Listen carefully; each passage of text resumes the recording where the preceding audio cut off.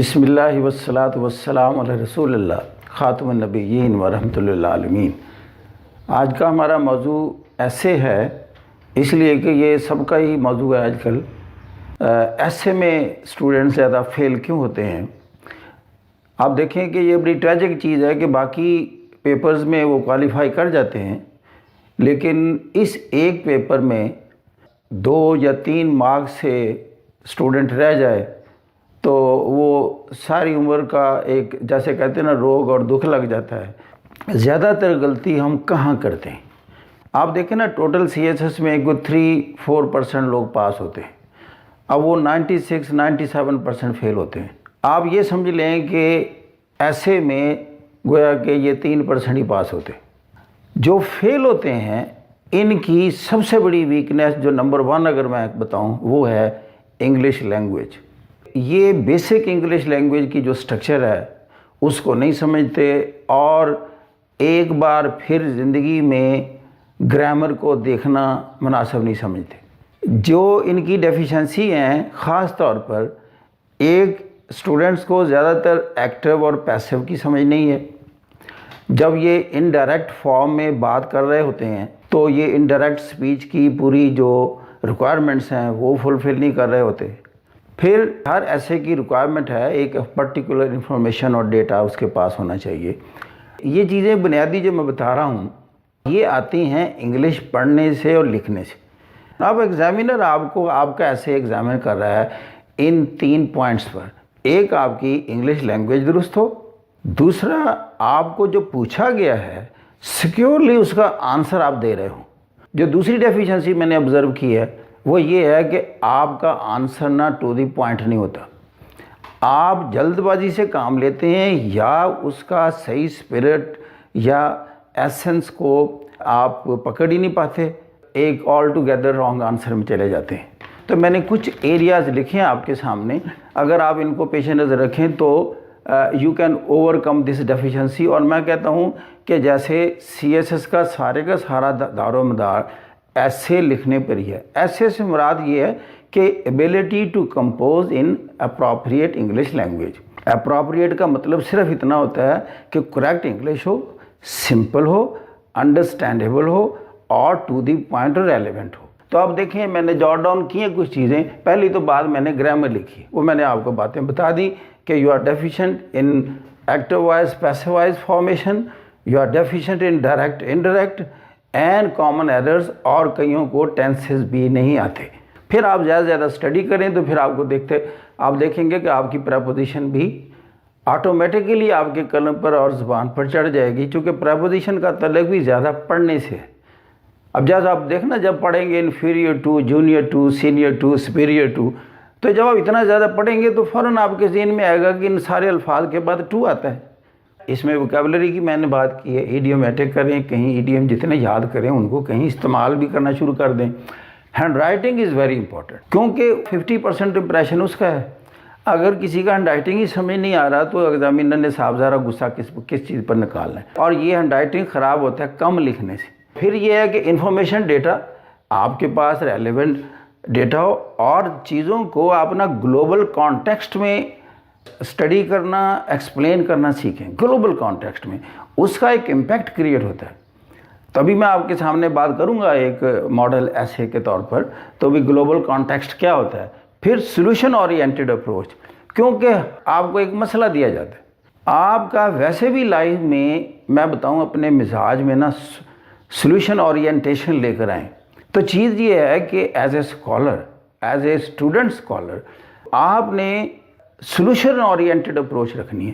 تو آپ نے پرابلم بتانا ہے کہ یہ پرابلم ہے، اس کے بارے میں یہ سولوشن دنیا میں دیے گئے ہیں، لیکن بیسٹ سولوشن میں سمجھتا ہوں جس کو ہم کہتے ہیں پریگمیٹک کہتے ہیں، جو پریکٹیکیبل ہو، جو اچیویبل ہو، جو آپ کے ریسورسز اور کنسٹرینٹس کے بس میں ہو۔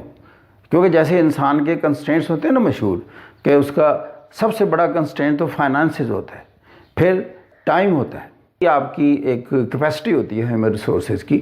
تو ان کنسٹرینٹس کو پیش نظر رکھتے ہوئے آپ نے جو سولوشن دینا ہے that is considered the best solution in the world.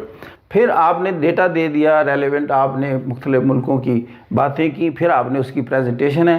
اس سے مراد ہے سیکوینس، کہ آپ نے انٹروڈکٹری پیراگراف کیسے سٹارٹ کرنا ہے. اب یہ انٹروڈکٹری پیراگراف کیا ہوتا ہے؟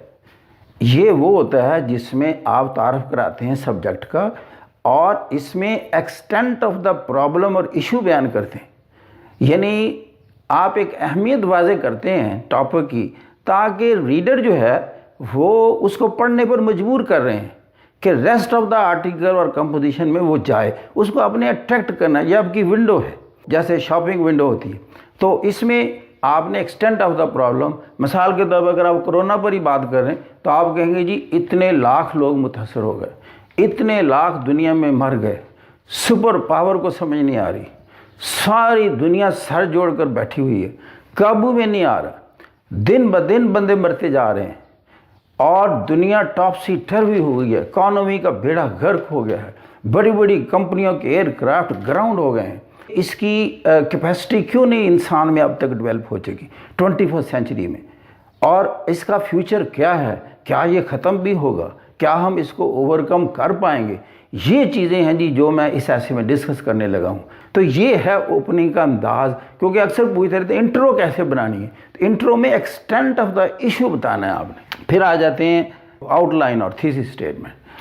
اب دیکھیں آؤٹ لائن آپ کے پاس جاٹ ڈاؤن کریں پوائنٹ، جیسے میں نے جاٹ ڈاؤن کیے ہیں. اب میں نے پہلے میرے ذہن میں تھا کہ ایسے جو وائی اسٹوڈنٹس فیل ان ایسے، this is the topic for me today. تو میں نے کہا ابھی جاٹ ڈاؤن کیا کہ جی میں کیسے بات کروں گا آپ سے. تو میں نے اس کی ایک آؤٹ لائن بنائی.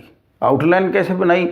میں نے سوچا پہلے میں بتاؤں گا کہ آپ لوگ نا ڈیفیشینٹ کہاں، چونکہ ٹاپک میرا ہے وائی اسٹوڈنٹ فیل ان ایسے. تو میں نے سوچا کہ ان کو بتاؤں گا کہ آپ گرامر ٹھیک ہونی چاہیے، اس میں اسٹینڈرڈ ووکیبلری ہو، اچھا ایڈیومیٹک یوزیج ہو، ہینڈ رائٹنگ اچھا ہو، انفارمیشن ڈیٹا ڈالا ہو، پریزنٹیشن سیکوینس میں چیزیں ہو، نیچرل فلو لگ رہا ہو، ایسے چل رہا ہو جیسے دریا بہہ رہا ہے، کہ یعنی ہر بات پہلی بات سے جڑی ہوئی محسوس ہو، یعنی ڈس جوائنٹڈ قسم کے پیراگراف نہ ہوں، ساتھ جڑے ہوئے ہوں. پھر میں نے کہا ان کو میں بتاؤں گا کہ آؤٹ لائن کیسے. اب میں نے بتا دیا یہ آؤٹ لائن، کہ آپ نے سارا جو آپ کا سیکوینس ذہن میں آ رہا ہے، جیسے آپ نے چیز بیان کرنی ہے وہ آپ نے پہلے پیج پر لکھ دینی ہے. اگر آپ سے نہیں لکھی جاتی یا پرابلم ہے، سیکوینس آگے پیچھے ہونے کا ڈر ہے، تو آپ سارا ایسے لکھ دیں، بعد میں ہر پیراگراف میں سے ایک پیرا اٹھا کر آؤٹ لائن بنا دیں. پھر ہے تھیسس اسٹیٹمنٹ. تو واٹ از تھیسس اسٹیٹمنٹ؟ یہ بھی ایک بڑا کرونک ایشو ہے. It is so simple. یہ ہے تھیسس اسٹیٹمنٹ، جو بھی کوشچن ہے اس کا آنسر ایک سنٹینس کا آنسر ہوتا ہے. پہلے آپ کوشچن کو ریپروڈیوس کریں. مثال کے طور پر اگر آپ کہیں کہ یہی ہے کہ وائی اسٹوڈنٹ فیل ان ایسے، یہ ہے، اس کی تھیسس اسٹیٹمنٹ ہی بنانی ہے. تو اس کی اسٹیٹمنٹ بنے گی as regards the failure of the student in ایسے it is believed that most of the students, they are poor in English language and they have not sufficient information data and most of them are not relevant to the topic. یعنی آپ نے اس کا answer دینا ہے question کا. مثال کے طور پر کرونا اس کا گلوبل امپیکٹ کیا ہوا؟ Why became pandemic? یہ پھیلا کیوں اتنا زیادہ؟ پہلے بھی دنیا میں ایپیڈیمکس آئی ہیں تو they remain confined to one country یا ون ایریا اور ریجن آف اے کنٹری، لیکن دنیا کے سارے ممالک میں کبھی نہیں کوئی چیز ایسے گئی. Why couldn't be cured? اتنی ریسرچ اورینٹڈ ورڈ ہونے کے باوجود، اتنا پیسہ ہونے کے باوجود، دنیا کی سب سے بڑی اکانومیز اس میں متاثر ہونے کے باوجود یہ حل نہیں نکال سکے. Future what will happen? تو اب پھر کیا ہوگا، اس کا فیوچر کیا ہے؟ اگر آپ ان چیزوں کو سمجھ گئے، میں سمجھتا ہوں گا کرونا کے بارے میں کوئی بھی سوال آ جائے تو آپ اس کا حل کر سکتے ہیں.